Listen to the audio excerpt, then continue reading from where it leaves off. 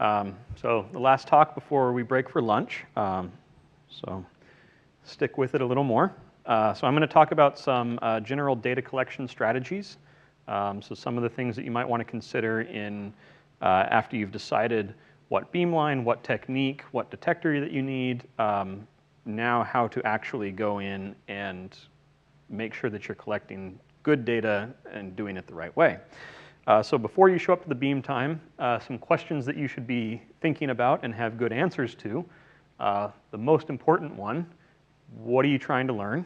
Why are you actually doing any of this?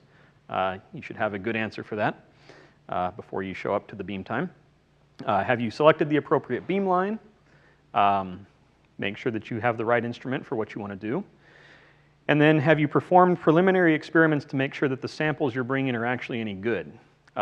This is something that I would strongly encourage. Screen your samples before you show up. Some places like to say that if you want to come and run a diffraction experiment at a beamline, you should never do that until you have lab data on those samples.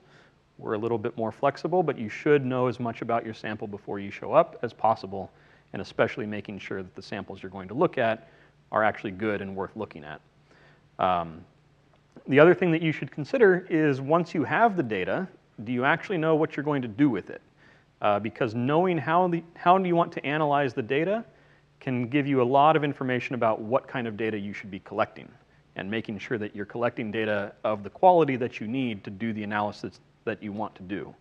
So this is something that you should hopefully know before you actually come for the beam time.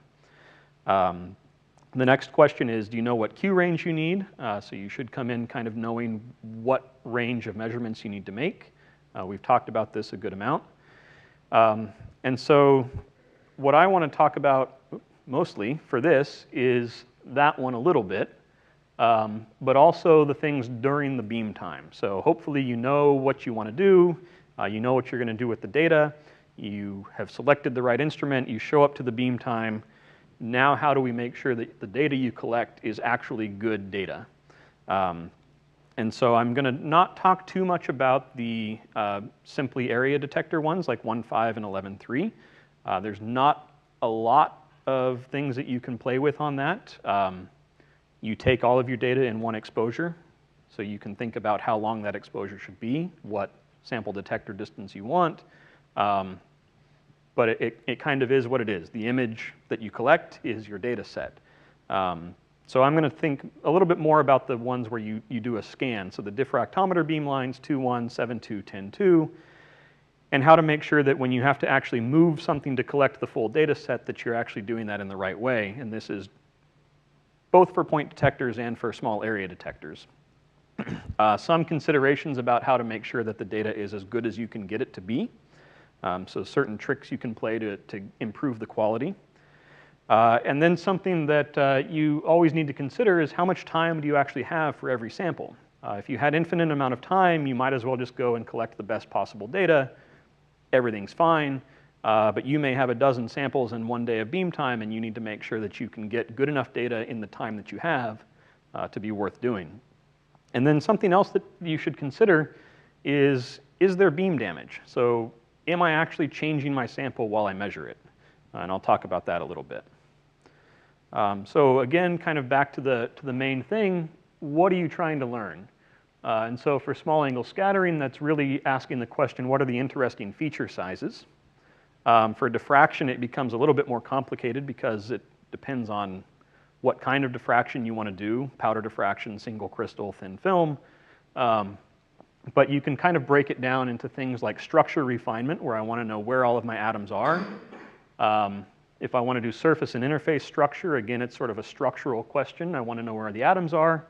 Microstructure determination is a little bit different. We're looking at a different size scale, and so we're looking at different features in a diffraction pattern. Maybe all I want to do is phase ID, maybe with some quantification. The requirements for this are a little bit different than for structure refinement. Maybe all I really want to know is what my lattice parameters are. Or maybe I want to do a texture and orientation analysis, and so I want to look at something more extrinsic to the material. And so for SACs, really what this means is you have to pick the appropriate Q spacing. And so sort of a rule of thumb is that you want the Q range that you're measuring to be somewhere between what would correspond to 1 over D and 10 over D for the feature size that you care about. Basically, that's saying make sure that the D spacing you're interested in sort of falls in the range that you're measuring. Fairly straightforward. If you're doing diffraction and you're interested in structure refinement, you need to make sure that you're measuring low enough to catch your first diffraction peak. Don't start at a high enough angle that you've actually missed something. And then you want to measure to the highest Q possible, and you want to do it in a way that you're getting very accurate intensities. Fairly similar requirement for surface and interface structure. You want to measure as many of these crystal truncation rods as you can, and you want to make sure that you check for superlattice rods, because if you don't, you may have a reconstruction and you'll just completely miss it, and then you've lost information that you should have measured. If you're interested in determining the microstructure, what you really need is a sufficient number of peaks, and that is a very vague statement, but we can go into it a little bit more. And you really want the highest angular resolution, because what you're looking at is peak shape. And so you want to have a very well-defined peak shape that comes from the sample, not from the instrument or the detector. And you need a number of them so that you can actually build up some kind of trend. Typically, you would want to measure out to a Q of maybe 6 inverse angstroms. If you're doing phase identification and quantification, these requirements can be relaxed a little bit. You want to have at least a few peaks for every phase, enough to be characteristic of that phase. And again, you want to start with a pretty low Q so that you make sure you don't miss anything. If you have a very large unit cell, you'll have very low Q peaks. You want to make sure that you start the measurement low enough that you actually catch them. If all you care about is a really accurate lattice parameter determination, you really don't need that many peaks. Somewhere between 5 and 10 is probably going to be enough, depending on the symmetry of the crystal. But what you really want is the highest possible angular resolution, because that will let you determine the peak positions as accurately as you can, which translates into the most accurate lattice parameter determination. And if you want to measure texture or orientation, really what you're looking for there is a little bit less the Q range and more of the azimuthal coverage. So what you really want to capture is as much of the diffraction ring as you can, because what you're looking at is the intensity variation of a given Bragg peak as a function of azimuthal angle. And so it's really a select number of peaks with the maximal azimuthal coverage. So it's a sort of a different requirement for that one. Okay, so determining Q range. Really there are 3 ways to change the Q range that you measure. One is to change the detector size. The other is to change the sample to detector distance. And the third is to change the X-ray wavelength. Detector size is not something that you're going to have a lot of control over. As Tim was saying, we have sort of a set number of detectors. They live at certain beam lines. And if you want a larger one because you want a larger Q range, then buy one and bring it with you. So that's not something that we really have a lot of say over, but it does let you get a larger Q range. You can also change the sample to detector distance. So if we move the detector closer, we catch a larger opening angle from the sample, and so we can get a larger Q range, although this does come at the expense of losing some of the low Q data from shadowing of the beam stop. Or we can change the X-ray wavelength, because if we change lambda here, then we change Q, and so we can sort of magnify the Q range that we're looking at by changing the wavelength a little bit. And typically, and this is not true in general, but this is something to sort of consider, it's usually nice to work at the highest possible X-ray energy that you can, as long as you're not above an absorption edge. The reason for this is because absorption effects become smaller at higher energies. It's not always true, but it is something that you want to sort of consider. If you want to work at a very low X-ray energy, you should be prepared to answer the question of why. Okay, so getting into diffraction then, I want to talk just briefly about what kind of information is actually contained in a diffraction pattern. And I'm going to talk about powder diffraction, This is generalizable to any sort of diffraction, but powder diffraction is sort of easy to talk about, and it's something I'm most comfortable with. And so what we really have then is the peak position. So I measure, this is a powder diffraction pattern. I can measure where all of my peaks are. And what that tells me is what the lattice parameters are and what the symmetry of my lattice is. I can measure the peak intensities, and that really tells me what the atomic structure is. That tells me where the atoms are in the unit cell. I can measure the peak shape, and this is sensitive to things like the microstructure, the crystallite size, the microstrain, maybe stacking faults or some kind of defects. That will all translate into different peak shapes, which can be modeled, albeit sometimes with great difficulty. And then there's also a background, which is going to tell me a lot about kind of the non-crystalline components. We're going to mostly ignore the background. There is information there, but it's not something that we typically try to exploit. What we will typically do is fit some function to the background so that we can then isolate the peaks from the background. Okay, so for structure determination, really the only things that we care about are these first two, the positions and the intensities. And so if we only look at those two things and we just make the shape be whatever we need it to be to fit, which is a very typical thing to do in a Rietveld refinement, for example, that tells us what we need for structure determination or refinement. It tells us what we need for phase identification and quantification. It tells us what we need for the lattice parameter determination. And to some extent, you can say something about texture or orientation, although it hopefully is sort of a small amount of preferred orientation if you're going to do it this way.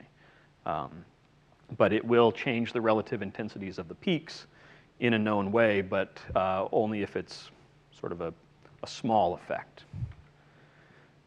Okay, so let's think about this a little bit more. This is a powder diffraction pattern of lab 6 taken at beamline 11.3, and so you can see the nice powder diffraction rings.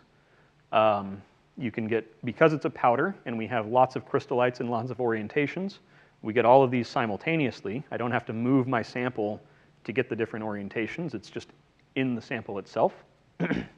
I have a large area detector, so I can measure a lot of them at once. And then the peak positions and the intensities contain information about the crystallite structure, the lattice, the composition, the atomic positions, and all of that sort of stuff. You can also see this is not a particularly good powder. This ring especially you can see is very spotty. So basically every little spot here is diffraction from one crystallite. If this was a good powder, this should be a nice, smooth, continuous ring, and it's not. This is a problem because when I integrate this, I may not get a very good representation of what that peak intensity should be. So for example, in this one, I may get a bit of an enhancement because I happen to have one bright crystallite right there that gives me a lot of intensity on that peak, on that ring, whereas on this one I might not have anything that just so happens to be so strong. And so my intensities may not be super reliable if I have a spotty pattern like this. There are ways to help with that, but you want to make sure that you have a good powder if you're looking at intensities from a powder diffraction pattern. Okay, so just to kind of hammer it home, the ring position tells me about the lattice parameter. And from that, I can use it to get good estimates of the lattice parameter as it changes, so I can look at that as a function of temperature or any other condition. So here what I'm doing is I'm looking at rings move in position as I change the temperature, and I can look at thermal expansion. You can do this as a function of anything you can imagine that you can build into an in situ setup. So I can do this as a function of temperature, as a function of partial pressure of oxygen, whatever you like. The deviation of those diffraction rings from circular tells me about anisotropic strain. So if I take my powder and I squeeze it in one direction, I'm changing the lattice parameter along that direction, but it's free to relax in the other direction, and so what tends to happen is it will actually go the other direction. If I squeeze it in one direction, it will expand in the other. Most materials have a tendency when you squeeze on them to try to maintain their volume. Not true for everything, but that is kind of the general rule. And so what I'll see is that in this direction, I've made my lattice parameter shorter, which means that my peak moves to higher Q. It's an inverse relation. And then in the opposite direction, where it is able to expand out, the lattice parameter gets a little bit bigger, and so my peak moves in. And so the degree to which my diffraction rings are elliptical instead of circular tells me about anisotropic strain. And if I actually look at peak position as a function of azimuth, so as I move around my peak, what I'll see is that it's not always at the same position. And so here, this is 2 theta along the x-axis. This is actually 3 different patterns. You can sort of see the break between them. And this is then the azimuthal angle. And what you see is that for this one, there's anisotropic strain because this Bragg peak is not always at the same 2 theta value. It's at a different 2 theta value as I move in azimuthal direction, whereas for these 2 down here, it's much less strained. Okay. So the other thing that's embedded in that is sort of the streakiness. If I have a textured or an oriented material, then I don't have intensity that is constant along the ring. I'll end up with bright spots and dim spots. And this is an example of that, where I have actually a fairly interesting texture in this case because it's canted off of the surface normal by about 30 degrees. And so I have a bright spot here. It actually anti-correlates with this peak here, where it's dim along the same direction. And so I have a preferred orientation for all of my crystals in this case. And I can get that information by looking at how the peak intensity changes as I move around that ring. Okay, so these are the kinds of information that we can get from a powder diffraction pattern. How do we actually want to do the measurement? And so for a structure determination, if I really want to know what is the crystalline structure, or I think I know what it is, but I want to refine it, so I want to know exactly where all of my atoms are, I want to know exactly what my bond distances are, then you want to measure to the highest Q that the sample will support. And there's a couple of reasons for this. One, as you move to higher Q, you get smaller and smaller d-spacing information, so you get higher resolution in real space. The other thing is more peaks. As I move to higher and higher angle, I collect more and more peaks, more information. So that's a fairly straightforward one. What people will typically call high-quality data, you'll sometimes hear it referred to as atomic resolution, is if you measure to a d-spacing of about 1 angstrom, which corresponds to a Q of about 6.3 inverse angstroms. That's good data. If you can measure to higher Q, that's great. But you may start to hit the point of diminishing returns, especially in a powder where the peak overlap starts to become quite dramatic. You may not really be able to distinguish any individual peaks anymore. And also, note that I'm saying the highest Q that the sample will support.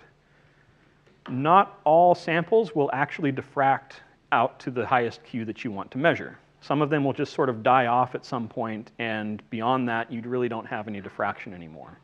And so there's no reason to measure beyond where your sample diffracts to. So something to keep in mind. If you're doing phase identification or quantification, then really you need enough peaks to ensure that your relative peak intensities are correct. You want to make sure that you're not seeing preferred orientation effects.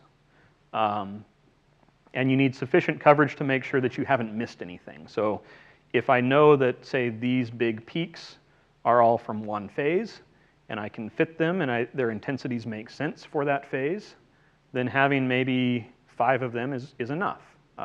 It certainly doesn't hurt to measure more, but at some point I start running into the diminishing returns of how much time I want to spend.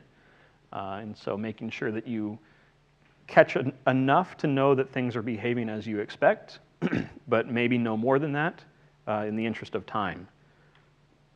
And if I want to look at lattice parameter determination, again, I need enough peaks to sort of independently determine each lattice parameter, and any offset. So if I have a cubic structure, really all I need is 1 peak to tell me that lattice parameter, except for the fact that what I'm calling 0 may not be exactly 0. I may have miscalibrated a little bit, and so there might be a shift in everything. So really, if I measure 2 peaks, I've measured both the lattice parameter and the 2 theta offset. And that's really all you need if you have a cubic material. It's probably wise to measure more than that and then do a fit so that you can start to, get smaller errors and uncertainties on that.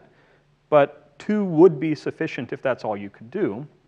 If I have something that is triclinic, then I need more, because now I have an A, a B, and a C lattice parameter, and alpha, beta, and gamma angles, all of which can be different from each other and different from 90 degrees. And so I probably need at least 6 peaks, and they have to be the right peaks to accurately determine those. And again, an extra one for the 2 theta 0.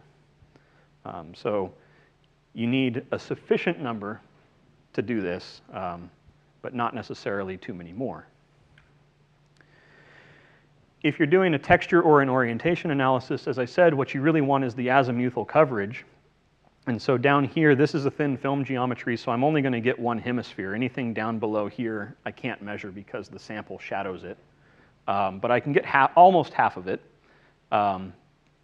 But now what I want to think about is if this peak is one that I really care about, I've pushed my detector close enough that I'm starting to clip off the edges of that one. Or if there's one out here that I care about, I'm not actually catching the full thing, and so what I should really do is move the detector closer, maybe at the cost of some resolution, but to get more azimuthal coverage on more rings. Okay, so those are kind of the things you want to think about. A little bit more practical, if I'm sitting at the beamline, my sample is in, I know what kind of data I want to take, how long and with what step size should I scan? And so you've seen this. With a Pilatus, I can cover everything in, say, 4-degree steps, and I can count for 1 second a point, and I can get 60 degrees in about 15 seconds. But how do I decide what this step size should really be and what the count time at every point should really be? Because this is sort of arbitrary that I'm saying 1 second, and how do I decide, especially with a point detector, when can I do 0.01 degree steps and when do I need 0.002 degree steps? So what it really comes down to is how sharp are your peaks. So here is basically just a Gaussian peak, and I've plotted on top of that some different point densities. And what you can see is that if my point density is fairly sparse, I really don't have very many points defining that peak, which means that if I try to fit, if you ignore the blue line and just look at the black dots, if I really try to fit that peak, I really haven't very accurately described the shape, the width, the position, or the intensity with just that couple of points. If I really know what the peak shape is, and I really believe that I know it, maybe I can get away with that. But if I have any uncertainty in what my peak shape is, that's very difficult.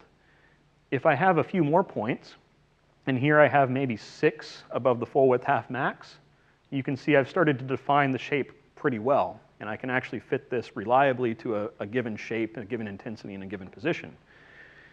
You can go complete overkill and completely oversample the peak, but now all I'm doing is wasting time. I don't need that many points for essentially any analysis that I want to do. And so there's really no reason to do this, and actually, for statistical reasons, oversampling a peak that heavily is actually kind of a bad thing. So you can increase the point density above what is sufficient, but at the cost of data collection time and potentially at the cost of some statistical fitting criteria.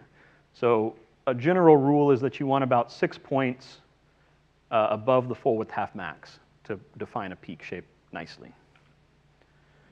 Okay, so that tells you roughly what kind of point step size you want to take. How long should I count at every point? And so this is actually something that is a fairly interesting question, because if you think about a powder diffraction pattern, and so this is for some small organic molecule, this is actually the powder diffraction pattern. You can kind of see the peak intensities. Notice that above this point, it's magnified by a factor of 5. And so these peaks out here are actually very small relative to the low angle peaks. And so you lose a lot of intensity as you move to higher Q. So what you really should do is you should count longer at higher Q. because otherwise, if you think about what a chi-squared minimization is doing, it's fitting these peaks down here, the big ones, and it doesn't really care if it fits any of this stuff. The contribution of a misfit on these really small peaks to chi-squared is small, which means that I'm really not using effectively all of the information that I think I'm measuring. And so really what you want to do is count longer at higher Q so that you keep a reasonably constant level of uncertainty across the full data set. So uncertainty goes as the square root of the number of counts. So here, at the top of this peak, my relative uncertainty is fairly small. Out here, my relative uncertainty is fairly large. I want it to be the same here as it is here. And so the way that you do that, or the reason, the reason that this falls off as it does is, again, as Linton was saying, part of it is the atomic form factor. So as you move out in Q, the scattering power of the different atoms drops off pretty substantially. So here is what iron looks like as a function of sine theta over lambda, so almost Q. And here's what carbon looks like. And you can see that you don't have to go out very far before the scattering has dropped off quite a bit. If you add up all of the different corrections, so there's also a Lorentz correction, a polarization correction, the form factor correction. You also have Debye-Waller factors, which will damp your intensity at higher Q. And if you take all of those into account, what you end up with as a function of 2 theta is actually this line here. The overall synchrotron variation is the one we're concerned with. It's a little bit different if you're on a lab source. But this is what your count time should do as a function of 2 theta. And so you'd like to be able to count as you move out to higher and higher angle, longer and longer times, until you cross a certain point, and then you actually want to start shortening up the count time again. That's due completely to the Lorentz factor. So we can actually do this on our beamlines, more or less. I don't think you can quite get this turnover, but you can definitely get this upswing, because we have a thing called p-scan, where you can actually change the count time as a function of which point number you're on. And so this is something that you should probably be using if you're interested in doing structure refinement. The effect of this, if you're looking at raw counts, will look like this, where you see that you're counting longer and longer and longer as you move to higher 2 theta, and so your background goes up, but the peak intensities also stay roughly constant. And so this is a good thing. This means that this data out here is just as good as this data down here. And so the count scheme that you would use is something like this, where you go from maybe 1 second up to as many as 15 seconds by the time you get out to about 50 or 60 degrees. Okay, so this is true for more than just powder diffraction. I showed you this. This is the theoretical shape for a perfectly truncated crystal, for a crystal truncation rod. And what you can see is that the intensity varies by at least 6 orders of magnitude. And so up here, the signal is going to be very strong. Down here, the signal is going to be very, very weak. And so really what you should be doing is counting for a short time up here, where the scattering is strong, and then counting longer and longer and longer as you move down to the bottom of the trough, and then starting to count shorter and shorter times as you move back up. This is also something that we have implemented. So if you're doing a crystal truncation rod scan, we have a command called rod scan that actually lets you get this variable counting time. There's actually a few different ways that you can do it. One is based on sort of what this theoretical curve looks like. The other is based on what the previous point actually looked like. So you can kind of set it up to dynamically adjust as it moves. But typically, just following this theoretical curve is a good way to go, because you can count 10 to 50 times as long down here as you would up here. Okay, so one other thing then, to get the best possible data, I showed you that lab 6 that had a very spotty pattern, and I told you that was not a good thing. And that comes because you don't have a good powder average. So I don't actually have, in that case, a crystallite in all possible orientations. So one trick that you can use is to actually put every crystal in multiple orientations while you measure, by rocking the sample. So if I have a crystal, it has a given orientation, but I'm always going to be counting for some amount of time, and so while I'm counting, if I'm rocking it, it's actually in multiple orientations while I make a single measurement. And so you can actually do that with the full sample. You can rock. It has a great tendency to smooth out spotty rings. What I'm showing here is sort of an Ewald sphere construction, where basically this is the Ewald sphere. These points are points in the reciprocal lattice, and anywhere that this point intersects the sphere, you're going to see scattering. And basically, if I'm rocking the sample, what I'm doing is I'm taking this reciprocal lattice and just rocking it back and forth, which you can see this peak then moves across the Ewald sphere, which means I get to measure it. This one starts to move across the Ewald sphere, which means I get to measure it. And if I don't do that, then it might just be a little bit off, like this faint one here, and I'll never see the intensity from that crystal. So anytime you can get away with it, if you're doing a polycrystalline sample, rock the sample, and you'll get much cleaner data. So the last thing then is to talk about beam damage. And this is sort of a worst case scenario. I took a film, I put it on a beamline. I had no idea what I was doing, so I just measured it. And by the time I had aligned the sample using the X-ray beam, I had basically stripped off a nice little strip of the sample.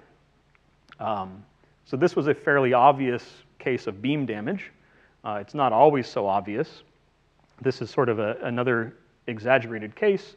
This is what happens to the sample when you're measuring it in air. If you put it in helium, it seems to be much happier. But this beam damage can have a lot of different impacts. You can see peak intensity loss, which is the main thing we saw here. Over time, this peak just lost intensity. But you can also see that the peak positions will shift with beam damage. You can see that the peaks will get broader with beam damage. And you can even see that a material will change phase under exposure to the X-ray beam. And so what you'll see then is a complete change in what peaks you have. And it's not always obvious which ones are happening. So how do you mitigate that? One, measure in an inert atmosphere. So in this case, in air, we've stripped the sample off. In helium, it's reasonably happy. The hypothesis is that the X-ray beam is actually creating a small amount of ozone, which then scrubs the film off of the substrate. If there's no oxygen, you can't create ozone with the X-ray beam, so that may help. You can limit the X-ray dose, right? Put as few X-rays onto the sample as you can. And what this means is anytime you're not actually collecting data, put a shutter in front of the X-rays so that it's not just sitting there in the X-ray beam when you're not collecting anything. That just gives you extra X-ray dosage, and it's going to exacerbate the beam damage problem. The other thing that you can do, it doesn't really mitigate the problem, but at least it lets you know that it is a problem, is instead of doing a variable count time like this once, measure the full thing quickly, and then measure it again, and compare. And if you measure the full thing as quickly as you can, and then you measure it again, and they look the same, then you know you're probably okay. And then you can keep doing that, and you can add them all together, and at the end, you can end up with the same variable count time just as a function of 10 or 20 different scans that you've stitched together. Or, if it does change, you know about it. If you only make one scan and beam damage happens as you go from the start to the finish, you may never know that beam damage was an issue. But if you actually repeat the same region more than once, and it's getting beam damage, you should be able to see a change. So that's something that you should keep in mind. And then again, make sure you're collecting the data that you need to answer the question that you're interested in. And so the best strategy is often a balance of conflicting requirements.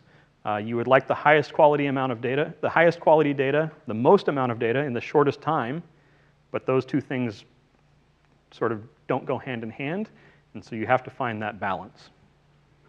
And so I'm happy to take questions, or I'm happy for people to go grab lunch and discuss later, but thank you.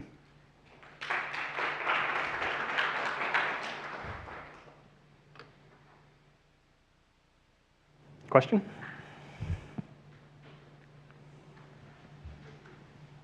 You mentioned that in some cases actually worse to peak.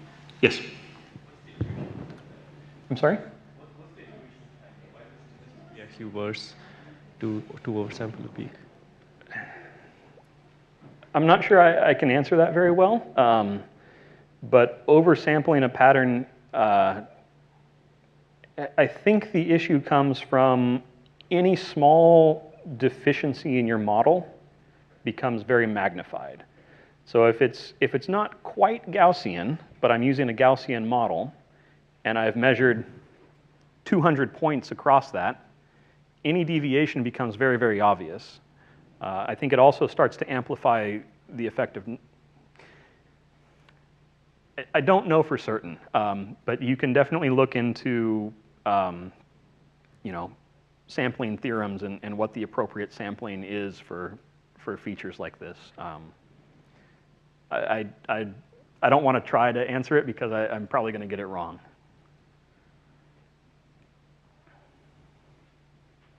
Any other questions? Okay, then let's all go get lunch, and then we will reconvene at, I don't remember the time, 1:15.